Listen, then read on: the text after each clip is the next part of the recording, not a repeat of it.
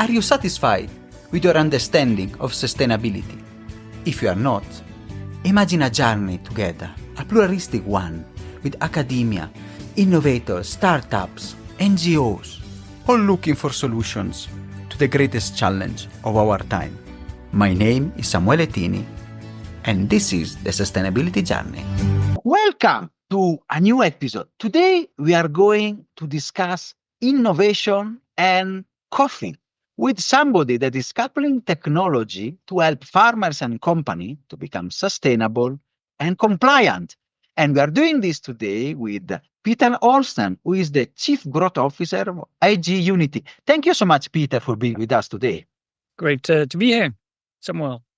Peter, coffee is one of the most traded commodities, and of course, there's been a lot of debate on the impact of the value chain, especially on the sustainability, on the environment and forestation. But before that, our question for our guest is, who is Peter? Can you share your personal sustainability journey? I started working for the Dutch telecom company. I've been working in the Netherlands as a consultant on the edge of business and IT for close to 10 years. And then I started my own software development company in Poland, in Gdansk.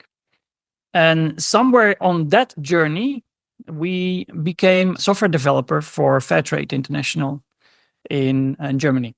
Together with them, we developed a solution to basically trace the payments of premium money. Because as probably the listeners are aware, when you buy Fairtrade, you pay an additional premium on top of the normal market price for coffee that goes back into the community to develop schools, infrastructure, and all these kind of things that really support the local communities. But those money flows we traced, and therefore we supported them in developing a solution for that. When I started working with them, I really started realizing what a positive impact digital technologies can have on, in this case, emerging economies. Yeah. And rather underdeveloped value chains. And that's where I really started realizing how sustainable you can also apply technology in this matter. After that journey, I joined AgUnity. And AgUnity is a company that already for 8 years aims to empower smallholder farmers with the help of mobile technology. And the idea is that if a farmer can record their history and can show that proof of history towards, for example, a bank, it will be easier to get finance. And that's true. But only those projects were really small and hard to scale.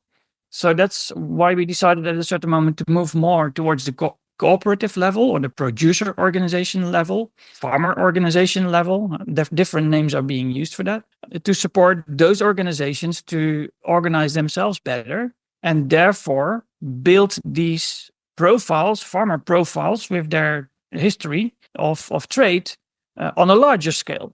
And we are seeing now that is indeed attracting the interest of banks, insurance companies, because all of a sudden they have structured data that they can use, reports they can use to analyze these markets. So let's say my sustainability journey combined with technology is now 8-9 years. Fantastic.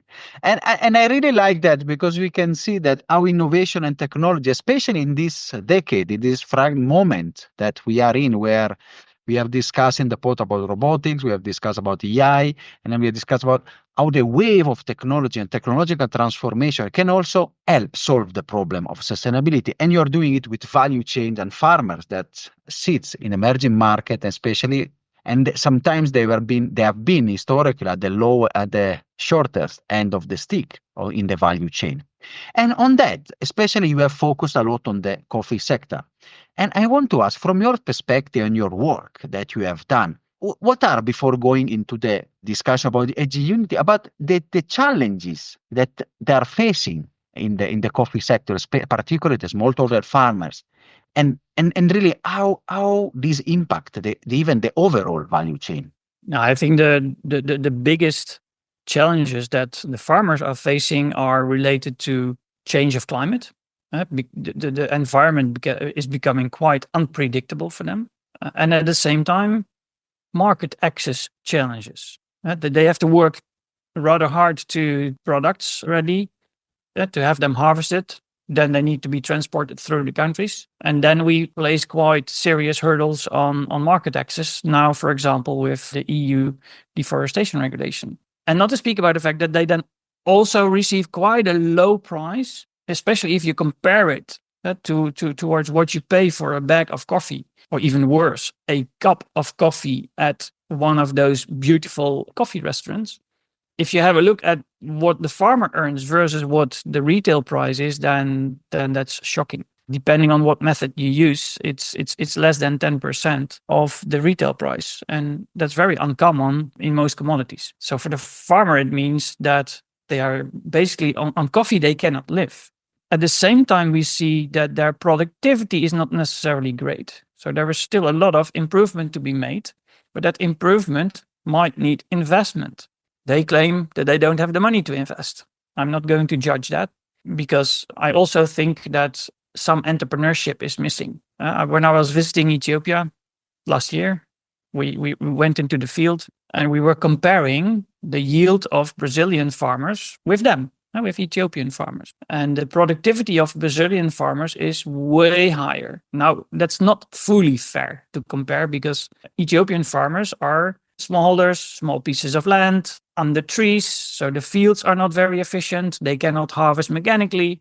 They cannot maintain plants that easily mechanically, opposite to the rather high production fields in Brazil, where you can do it mechanically. So we cannot fully compare it, but still there is a potential to significantly increase productivity. But they will need to taught how to do that. Ways to do it is by better maintaining their plants. I've seen bushes sky high, which is completely not efficient, because there goes so much energy into that plant just to sustain the plant, right? Not even to grow the berries for the coffee.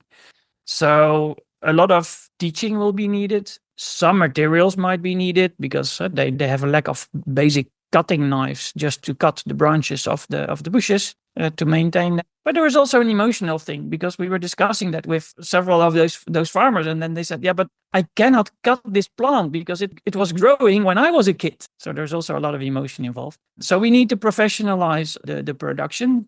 That will already help them to become more resilient for climate change, but as well to produce more, and producing more means in general more income. At the same time, we also should take care a little bit about market hurdles that we are introducing. And maybe even there should be a willingness to pay a better price, which will, of course, result in higher consumer prices, because the current price for coffee is not really sustainable for the farmer, at least. And I think it's a fair assessment that I can also witness every day working here in East Africa.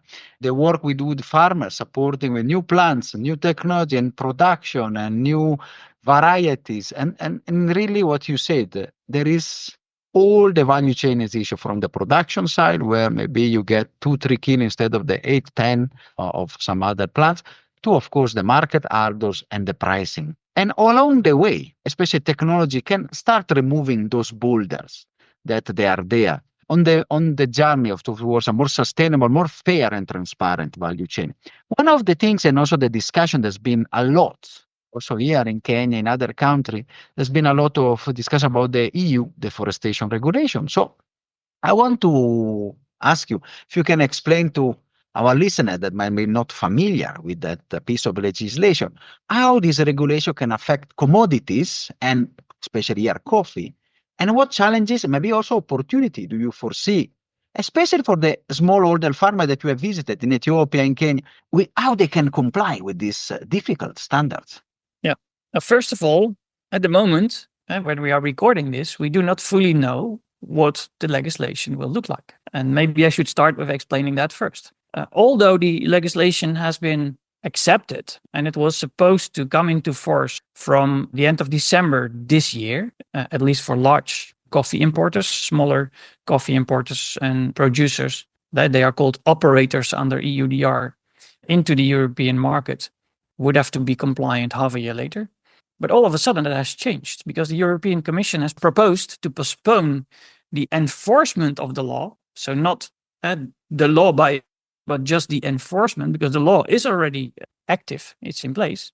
And the European Parliament had to approve that enforcement delay. What has the European Parliament done? they have proposed and accepted a few amendments, which means that the whole negotiation had to start over again. The current situation is that both the European Commission and country representatives, which form the council together, have not approved these amendments. So literally, tomorrow, negotiations will take place in between European Commission, Council, and the Parliament. And then in 2 weeks, there will be another vote. So by the time you release this, maybe it's known, but I assume that there will be a enforcement delay by 1 year because it will be impossible to start reporting for the majority of companies, basically from now, not knowing what is going to happen. Let's assume that there will be that 1 year delay. What does that then mean? According to the law, it doesn't mean anything for the producing countries. That's what the EU keeps repeating as well. But of course, that's not the reality. Basically, the first obligation starts with the importers of certain commodities. And under EUDR, we are talking about coffee, cocoa, but as well palm oil, rubber, cattle, forest, wood, all kind of products that the EU has decided and concluded add the most to deforestation caused by consumption by the EU. So therefore, they want to prevent that deforestation has been caused by European consumption of these goods, these commodities. To do so, importers have to basically audit their value chain, whether or not there is a risk of deforestation in their value chain. And that demands that they really know every origin of, let's say in this case, coffee. And that becomes quite complicated when you have to deal with smallholder farmer value chains. And that's also why, for example, last year, a lot of buyers all of a sudden stopped buying from countries like Ethiopia because they were afraid that the coffee they were buying last year would already be under EUDR. Because the coffee, the resulting consumer product, let's say, could be placed into the market after January this year. Because when you buy coffee, you do not directly sell it, because you buy green bean that you might roast way later, then it would come onto the market under EUDR. That was the thought. So they stopped buying from smallholder value chains because that was way too risky. And it is, because it's quite complicated to validate and to monitor where coffee is coming from when you are dealing with hundreds of thousands of smallholder coffee growers, and across the globe it's millions. But in certain countries, it's really a large number. So what is now happening is that all these coffee countries, all these coffee cooperatives and unions have to digitize the location of every farmer. So they need to have a GPS location of every farmer they are buying coffee from. Because when you sell your coffee to an importer, that importer has to announce to the European information system that an order of coffee will be coming in. They will have to add a so-called due diligence statement showing that they have verified their value chain, that they have checked, they have performed a risk assessment or a due diligence assessment, meaning that they have verified that coffee exporter or coffee cooperative can really prove where their coffee is coming from, that it's traceable, and that it's coming from locations that have not been causing deforestation. And causing deforestation means that forest that used to be forest by the end of December 2020 has been turned into agricultural soil. To be honest, for coffee, that's quite hard, because we should realize that a coffee plant or a cocoa plant takes about 4 or 5 years to grow before they can bear fruit.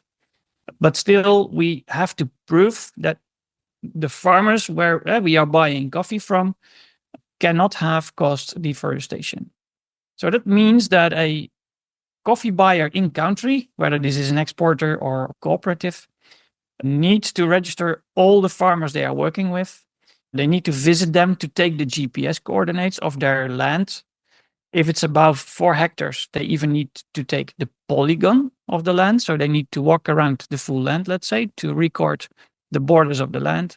And then they need to verify that information with European forestation map, let's say, of the date by the end of December 2020, to prove that that location did not cause deforestation. Now, there are all kinds of services now available to do that, and they have gotten quite a lot of interest. But in my opinion, this is the smallest challenge that we are facing, because now we know, let's say, which farmers are safe and which did not cause deforestation. So we know we can buy from them. But still, when I'm going to buy from them, I need to be able to trace the coffee across the value chain. So I have to be able to prove that I was only buying coffee from safe farmers and that there has no illegal mixing been taking place. And that's quite a challenge, because that basically means that you need to register every transaction at the washing station in a digital way, and that you will also have to register the bags of coffee that are leaving the washing station, and you need to follow them across the following processing part, because in country, quite often, also an additional processing moment might take place where, again, coffee might be mixed from different origins, different washing stations, maybe even different regions, because some blend will be created. Before you then sell that coffee to a European buyer, you will have to add all the potentially originating GPS locations. So all the farmers that potentially have been providing coffee to that container of coffee, let's say, that you sell, you will have to provide all the GPS locations of those farmers. That can be 10, 20, 30, 40, 50,000 GPS locations that you have to share with your client. I think it's quite realistic to say that you cannot do that on paper, because that will cause all kinds of errors. So we will have to do that in a digital way. It will also have to be imported into that European information system in a digital way, although initially they were planning to do that manually, but that wouldn't work, of course, because you really get a lot of data points when you work with smallholder farmers. This process needs to be digitized, and that's what and this is what roughly EUDR is about. And so the legal obligation lies with operators in the European market, importers and larger processors and retailers who place coffee into the market. But the obligations are trickling down towards smallholder farmer organizations, because they will have to provide the information that will give that feeling of trustworthiness towards the buyer, to make sure that that coffee is compliant. And now we were only discussing the location. They will also have to provide evidence that they are legally compliant with international, national, and regional legislation. And that's a big concern for a lot of buyers, because they have something like, how do I know? How can I verify? So there is also a very important role for exporters, cooperatives, maybe even in-country organizations, to make sure that there is a repository of verifiable data, for example, around land ownership rights or land usage rights, which especially in Kenya is quite a challenge to prove, that I've heard, because basically you would like to take a picture of the land ownership, but farmers are not really keen to share that document, because they are afraid that it will be manipulated and that someone else will then claim to be the owner of the land. So although sometimes doing this from a Western perspective sounds very straightforward, we will just do this, we will just digitize this. This is not so straightforward in the countries we are talking about and we are dealing with. And we are dealing with farmers who have not gone through this digital transformation that we have gone through in the West, which took us 40 years. And we now expect these countries to understand what we are doing in a few weeks. That doesn't work. And we are also dealing with a lack of understanding how something like that would work. And that fear that something can be copied is true, right? Maybe it has even happened. So we cannot walk away from that. We need to care about that and find ways how we can then validate it without forcing them to share such a document. So a lot needs to happen in the field to match these two worlds, where you would just say, oh, let's just digitize this whole value chain. But the people we are working with don't have those experiences, don't see that value. Basically, see more the potential drawbacks than advantages. Yeah. That's something we need to deal with.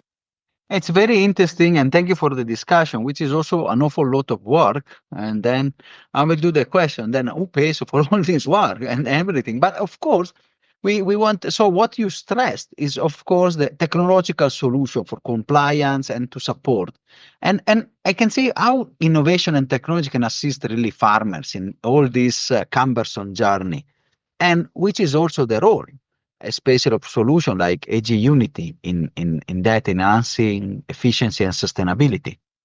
I think you have a very valid point there.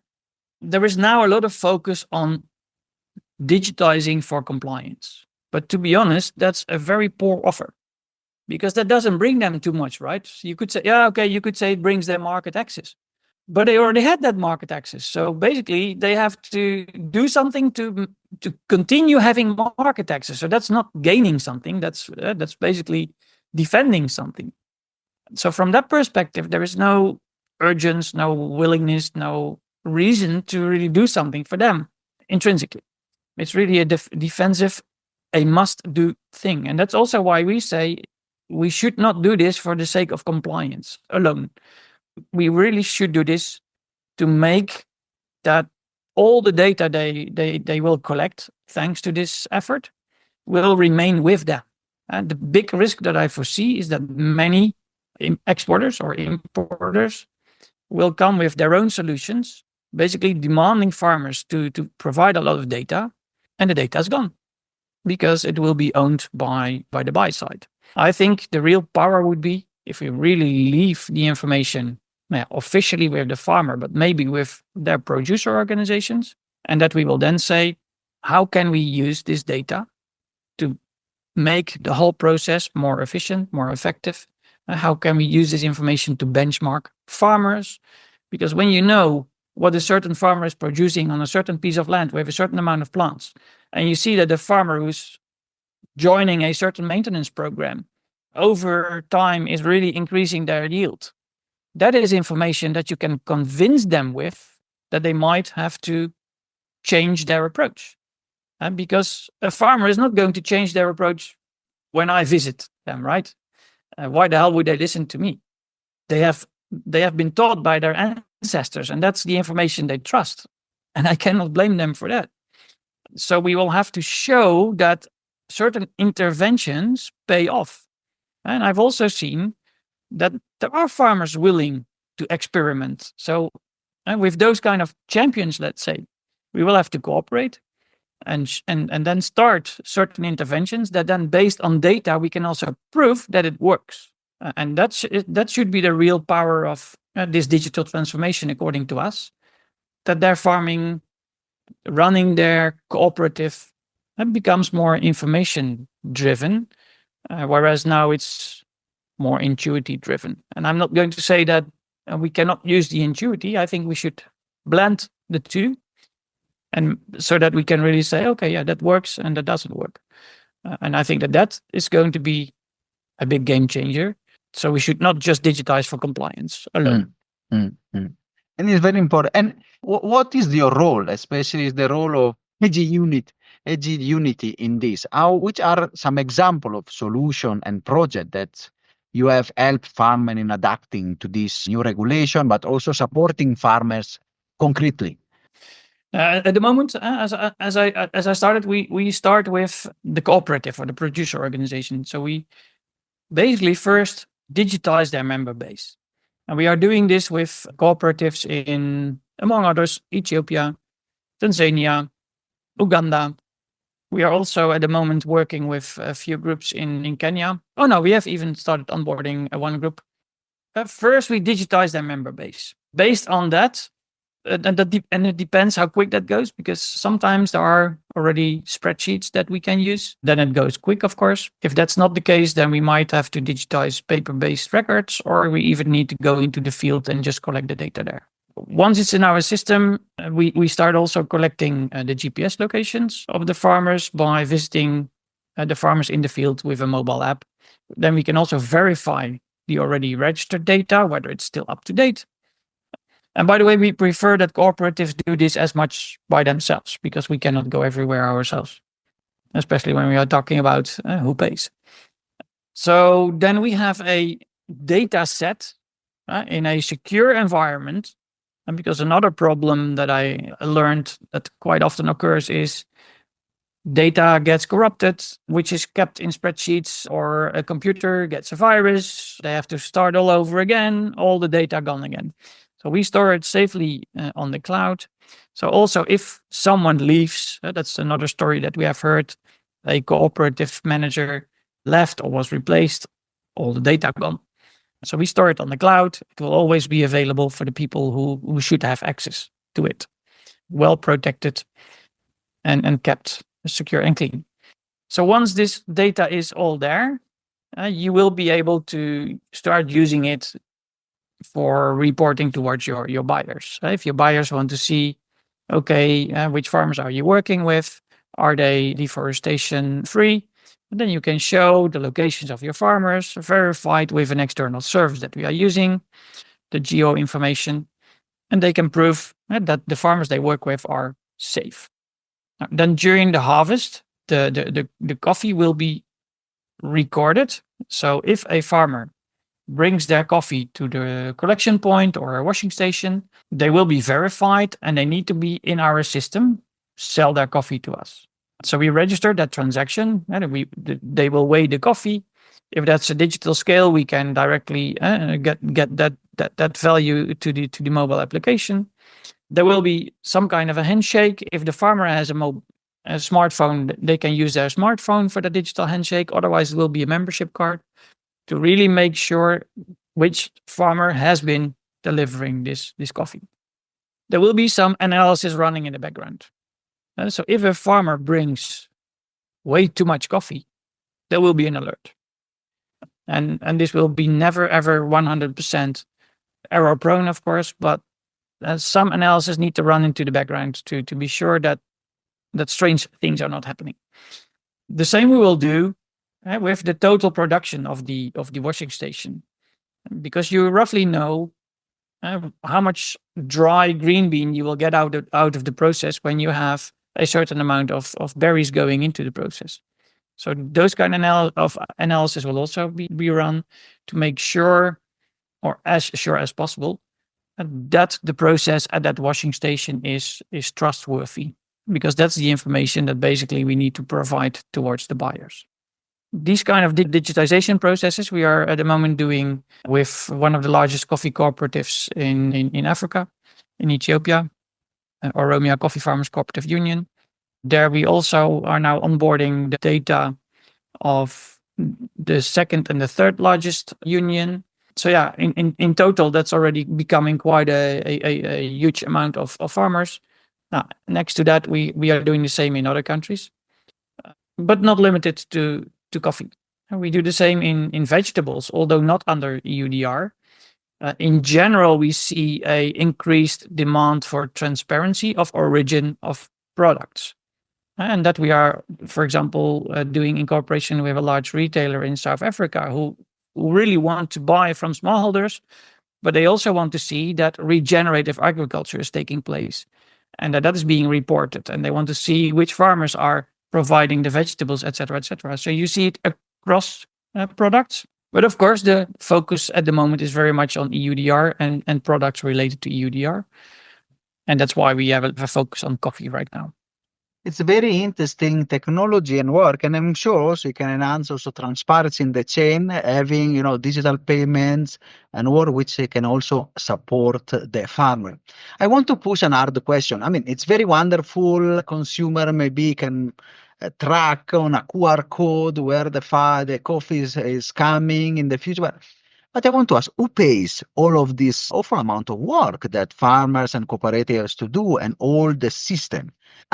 And is there also these additional costs translate to better prices along all the value chain? So especially for the farmers.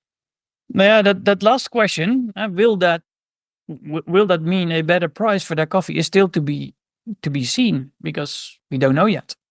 We have seen a few coffee buyers who were willing to add a premium on top of the coffee. But that's really a small amount of buyers that I have heard doing that or willing to do it, because some already were doing it, thinking that EUDR would be in place from this December. But in general, I've heard more, let's call them gossips, through traders, that their buyers are not willing to pay additionally for EUDR compliance, because they have sounded like that we didn't decide for EUDR compliance, but yeah, at the same time that farmer also didn't decide for EUDR compliance. But we are in fact demanding quite serious investments from maybe not the individual farmer, but for sure from the farmer organizations to prove their compliance. And at the moment, there is nobody really willing to pay. The farmers claim they cannot pay, which I presume is partially the case. At the same time, you could also say, hey, if you run as a farmer organization, if you run this as a business, then it's a business investment to continue having access to a certain market. But that's a very delicate topic to discuss. And I see that there is quite some hesitation to start doing something as long as the funding is not fully clear. So many producer organizations are really hoping that someone will step in to pay. We see some initiatives by NGOs who are working with farmer groups who support their farmer groups. We see development organizations stepping in now. UNDP, for example, has a big tender in Ethiopia at the moment to support the digital onboarding of a large amount of farmers. The EU has some budgets available. They claim, at least. I have not yet managed to get any budget out of that for farmer groups we are working with, but they claim to have a budget to support some groups to get EUDR ready. But all these funds will not be enough to get all smallholder farmers in all the commodities that this involves to be ready on time, I'm afraid. And that's a problem, especially when, as a farmer, you don't know if your farmer organization, your investment will pay off. And that's a tough message. So we have been supporting a lot of farmer groups with rather small donor funds. And we have done it a lot on our own cost, thanks to our investors, let's say, that we have, assuming that after a while, there will be earning models around this digitization. And we see the interest of banks and insurance companies to start providing services once these farmer groups have been digitized. We see the possibilities of digital money introduction, but still that will take quite a while, because then the farmer will need a smartphone as well. And in many regions, that's still not a fact. So we for sure foresee earning models in the near future. But at the moment, hardly anybody is willing to pay this digital, so much needed digital transformation, because otherwise it's going to be really tough. And the consumer might not even realize that this is all playing in the background. Because if you would ask the consumer, maybe they would be willing to add a few cents to their coffee, which basically directly would pay and would have the potential to pay this full digitization process and really give us a lot more insight in a lot more value chains. So that's a problem not yet solved. And no, it's really an interesting proposition, which is also connected and with the work that we are doing, especially with small scale farmer. So the transformation discussion about digitize, the insurance, the work, especially it's an interesting discussion. And one of the challenges is sometimes even with our more simpler monitoring and evaluation work and it's data collection challenges. So sometimes we had challenges and obstacles with smallholder farmers. What have you done to and also how technology mitigates those challenges? Yeah, I'm not going to say that technology will definitely mitigate all those challenges, because although I'm a technological guy from my background, I'm a sociologist as well. And technology push is not always necessarily the best solution, or very often it's not, I would dare saying. If you don't care about how you implement, how you help people, it could even fire back then that it will really support things, because it's also scary right? If you are not used to digital, it's quite scary. As we could see, for example, with the example of let's take a picture of your ownership document, and then they are afraid fraud can take place. But you are right. Data collection is for many reasons important. It would be very beneficial for the country, for the National Trade Organization, the Ministry of Agriculture. We also have been discussing in Ghana, for example, with an organization that produces reliable rice varieties. They don't have any idea how much seed there is needed to grow enough rice, because they don't know what will be the demand from the farmers, because they don't know how many farmers there are and how much land there is available for rice production, etc., etc. And so enabling digital data collection from farmers will make a lot of lives easier. Take also and I think you were partially referring to that, the efforts needed for certification. And many farmer organizations want to be certified for example, fair trade or Rainforest Alliance or organic, because certain consumers also love to buy those kind of certified products, hoping that with doing so, they do good and they add something to the farmers, which in several of these programs is really the case. In others, maybe not, but that could be a different discussion for a completely different podcast. But becoming certified is really costly for these farmer organizations, because very often now an auditor has to visit them. That's a person from abroad who needs to be paid in foreign currency, because these organizations want that auditor to be paid in dollars or euros. But they have a local currency, which very often is not that valuable. So getting certified or being recertified, because they also have to do this every year, is very costly. And what we are now working on in Uganda is to digitize the whole organic certification process. But we can do the same for others.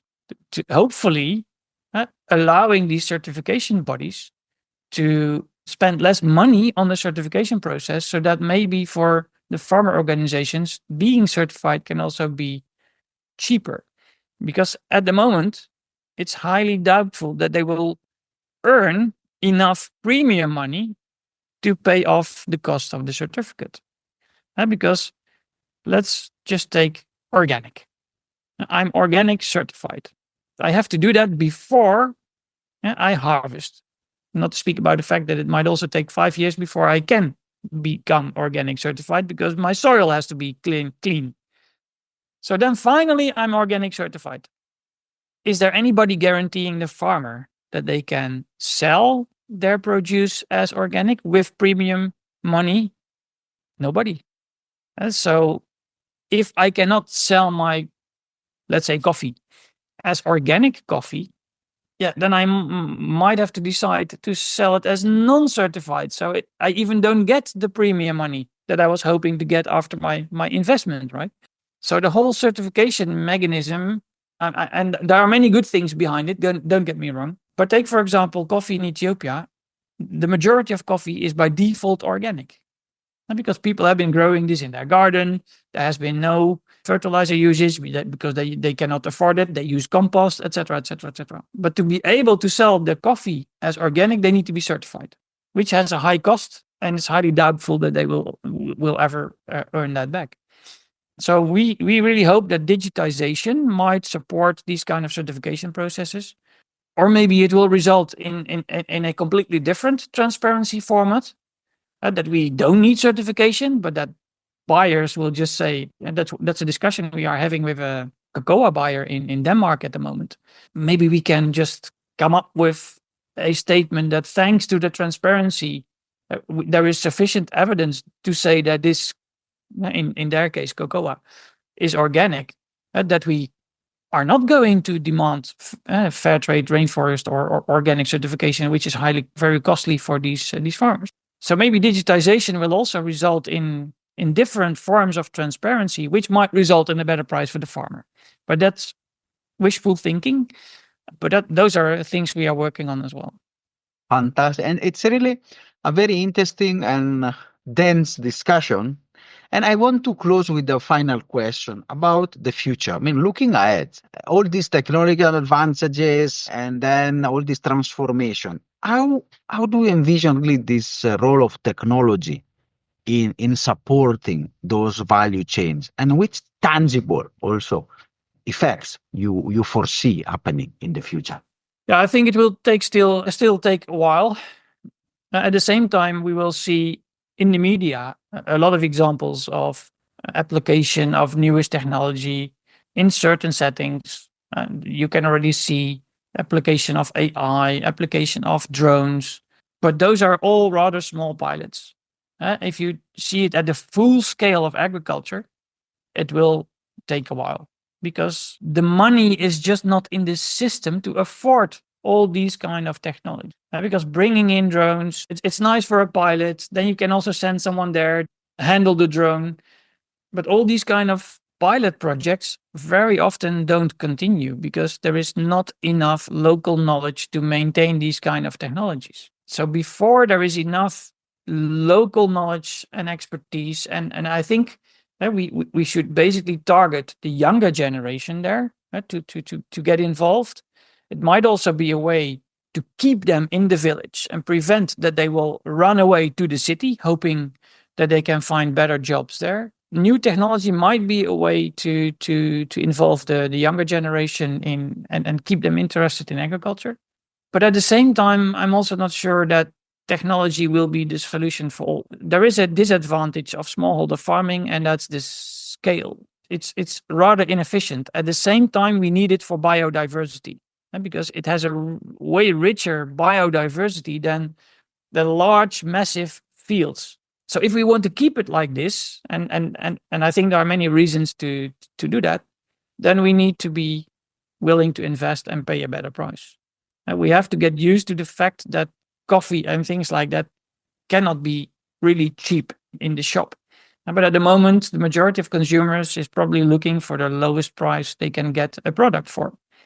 That will have to change. That is not sustainable, and that's in many areas not sustainable. The same with what chicken do you want to buy? If you want to have a very cheap chicken, then you don't want to know how it has been grown. The same with coffee, vegetables, other commodities. If you want to have a high quality product without pesticides, without chemical fertilizer, etc., so a really healthy, nutritious product, then we need to be willing to pay. And if we are willing to pay, then with digital tooling, we can make things more efficient, more effective, more resilient. Because, of course, if you can monitor an area with drones or maybe even with satellite images like we are currently doing, then you can have early warning systems for pests that are taking place. If you can quickly isolate, hey, something is going wrong in a certain field, at a certain place in the field there, then you can prevent that the whole harvest will go bad. If you notice that somewhere there is a drought problem, then a quick intervention there can prevent that too much harvest will get lost. So we can do a lot with technology by observation, by soil testing. We think that, for example, the coffee production can quickly increase by really basic soil testing. We don't need very fancy devices for it. You can just use a few tubes and you know already enough. At the moment, farmers are putting compost on the field, thinking they are doing the right thing, but we don't know the chemical consistency of the soil, right? It's a big chemical factory, and nothing bad about that, right? Because that's just natural. But if the pH level is not correct, you can put a lot of compost on it, but plants will never be able to absorb the nutrition, all the nutrition in the soil. So the land might need some preparation, for example, by adding simple things like chicken poo they can maybe get from their neighbor, to make that plants can better use all the nutrition in the field. Those kind of simple interventions can already mean massive productivity improvements. So to do that, you don't need fancy technologies. Big steps can be made with really simple interventions. But on top of that, I think a lot of digital interventions, which will probably now just be tested on rather small scale environments, will have massive impact in the longer run. Fantastic, Peter. Thank you so much with this wonderful episode. And it's really been, I think, a lesson, and it will be very useful for our listeners. It's been a pleasure and honor having you. It was great being here. Thank you for having me. Are you satisfied after this wonderful episode? Let's continue together our sustainability journey.